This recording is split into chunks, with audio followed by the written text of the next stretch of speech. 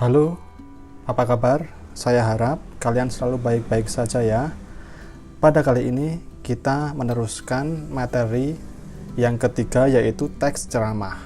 Sebelum kita memasuki materi ceramah, alangkah pentingnya kita memahami materi pokok pembelajaran yang akan kita arungi ke depannya. Nah, apa saja materi pokok pembelajaran teks ceramah yang akan kita pelajari? Yaitu yang pertama, pengertian ceramah. Yang kedua, struktur ceramah. Yang ketiga, kaidah kebahasaan ceramah. Yang keempat, isi ceramah. Yang kelima, tujuan ceramah. Dan yang keenam, yaitu menyusun ceramah. Kemudian, indikator pembelajaran apa saja yang harus kita pegang dan harus kita capai. Yang pertama, yaitu mengidentifikasi informasi dalam teks ceramah. Yang kedua, menganalisis struktur teks ceramah. Yang ketiga, menganalisis kaidah kebahasaan dalam teks ceramah. Dan yang keempat, menyusun teks ceramah dengan memperhatikan struktur dan kaidah kebahasaan.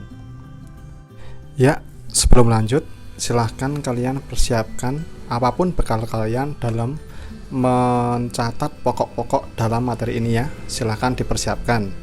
Oke, mari kita mulai.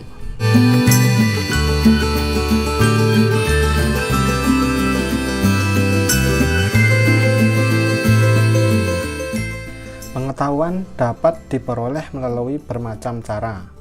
Bisa melalui membaca buku, membaca koran, majalah, mendengarkan radio, menonton televisi, dan juga mendengarkan ceramah. Berbeda dengan membaca koran, mendengarkan radio, atau menonton televisi. Melalui ceramah yang didengarkan, pengetahuan yang diperoleh bisa lebih detail.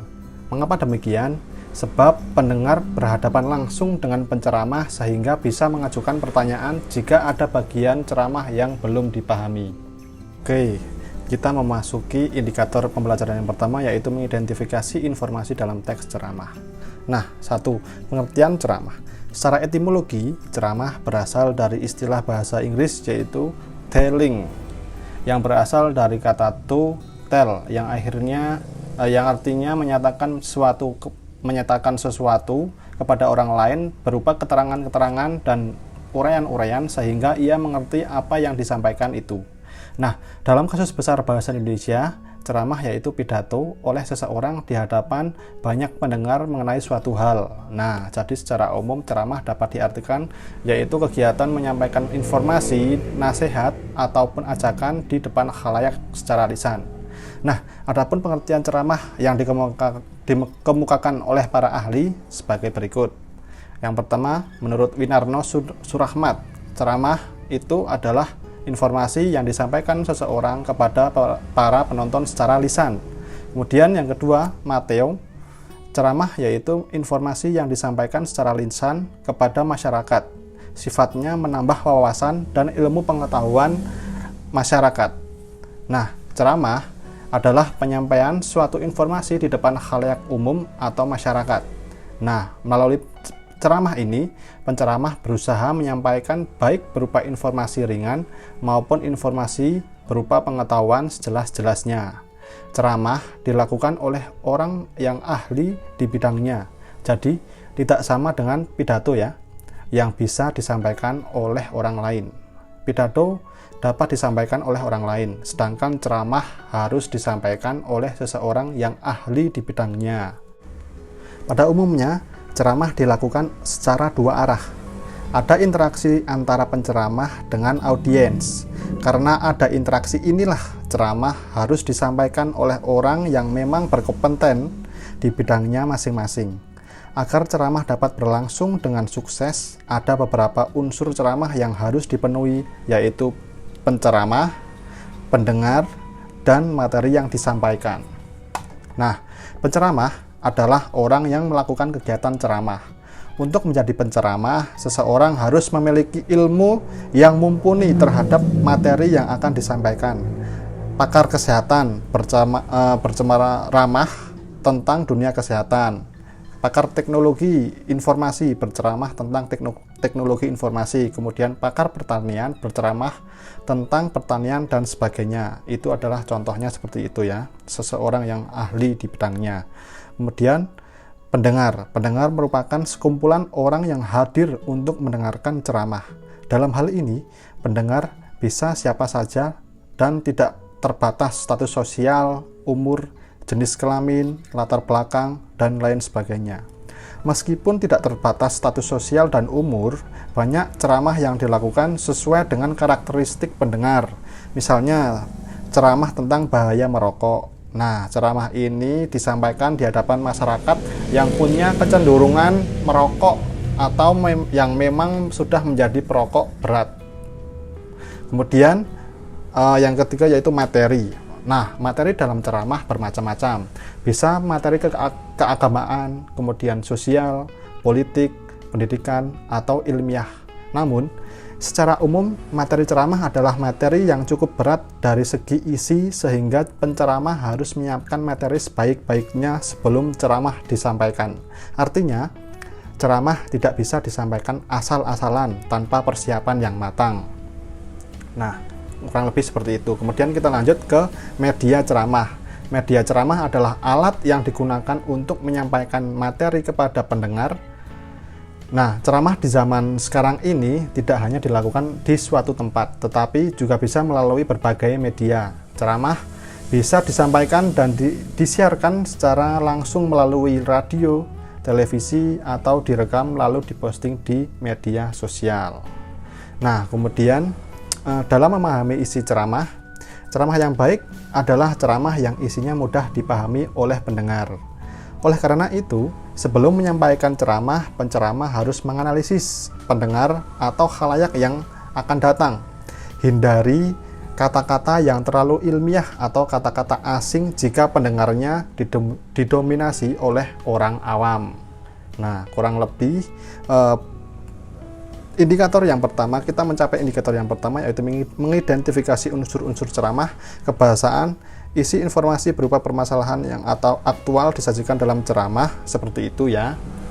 Oke, kita lanjut menuju ke struktur ceramah.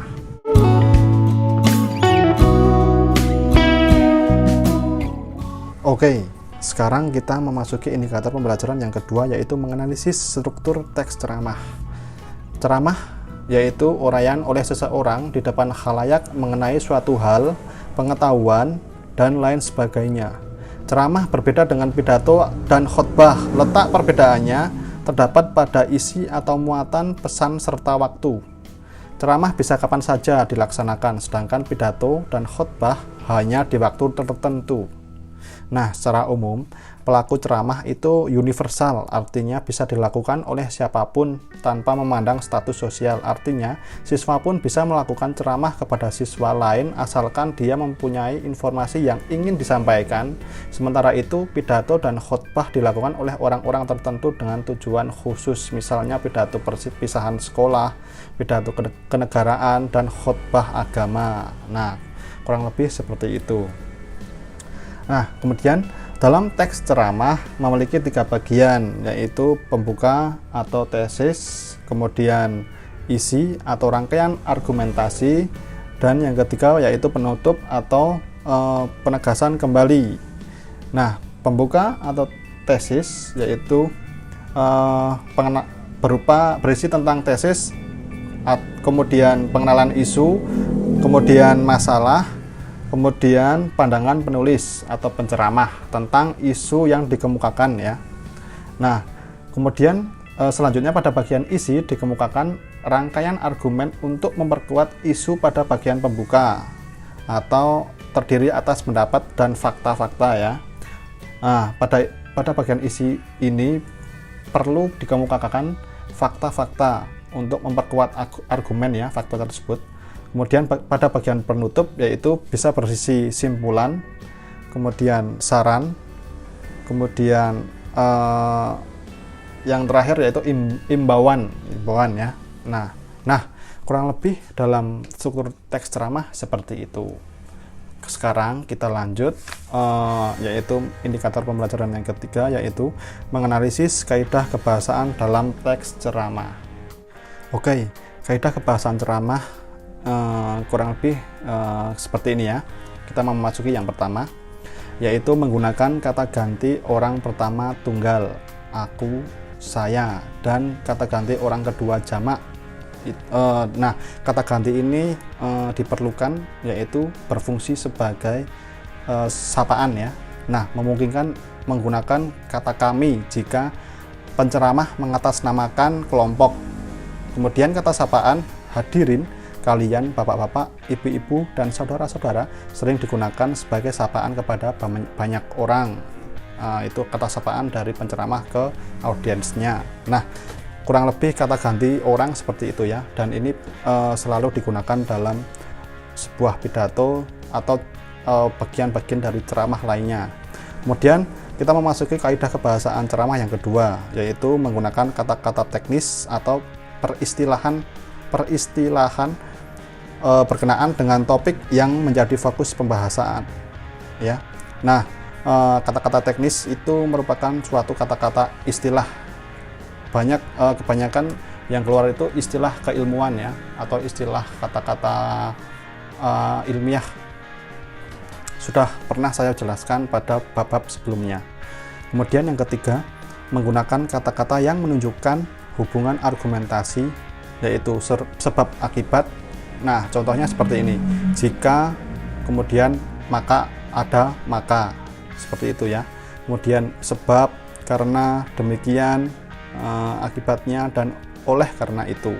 Nah, selain menggunakan kata-kata hubungan temporal atau perbandingan atau pertentangan seperti sebelum itu, kemudian pada akhirnya, sebaliknya, berbeda halnya, namun. Nah, itu merupakan konjungsi atau kata hubung dari kata hubung temporal ya, kata hubung temporal, yaitu tentang suatu waktu seperti itu. Sebelum itu kan menunjukkan selayaknya waktu seperti itu. Kemudian kita lanjut ke yang keempat atau D, yaitu menggunakan kata kerja mental. Nah, contohnya seperti diharapkan, memprihatinkan, memperkirakan, mengagumkan, menduga, berpendapat, berasumsi, menyimpulkan, seperti itu. Kemudian yang E, yaitu menggunakan kata-kata persuasif atau ajakan, seperti itu. Nah, contohnya hendaklah, sebaiknya, diharapkan, perlu, harus, dan lain sebagainya. Kemudian yang F, yaitu menggunakan kalimat majemuk atau kalimat yang sangat kompleks ya.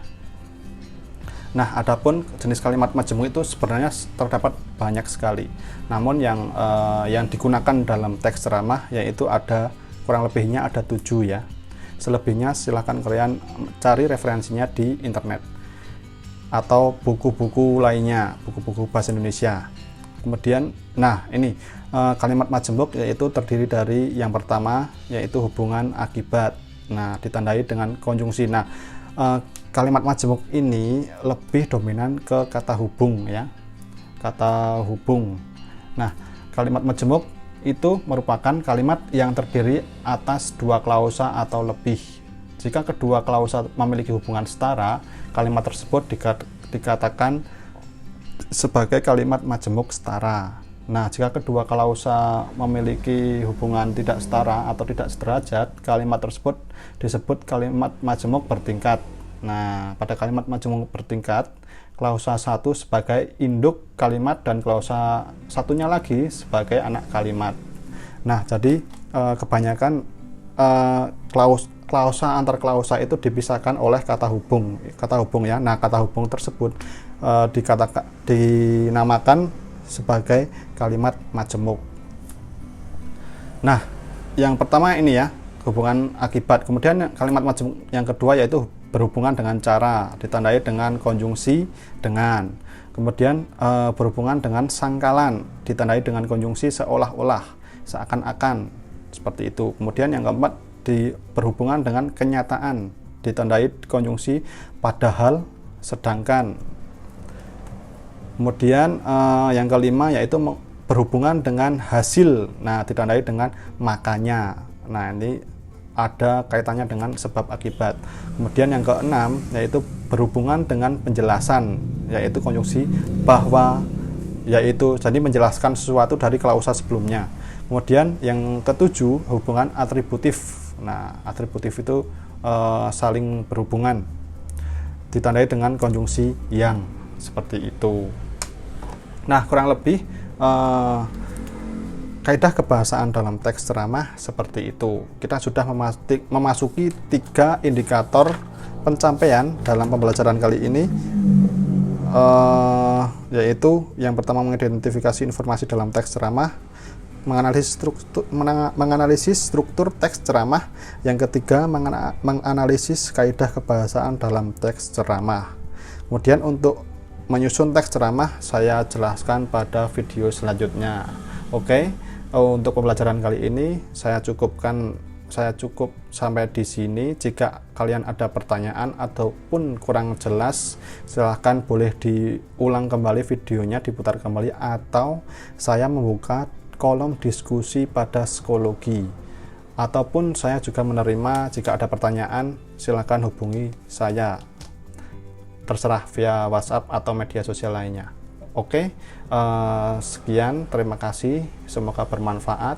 Tetap tingkatkan literasi kalian, jangan lupa selalu membaca, menyimak, menulis, dan menganalisis, seperti itu ya.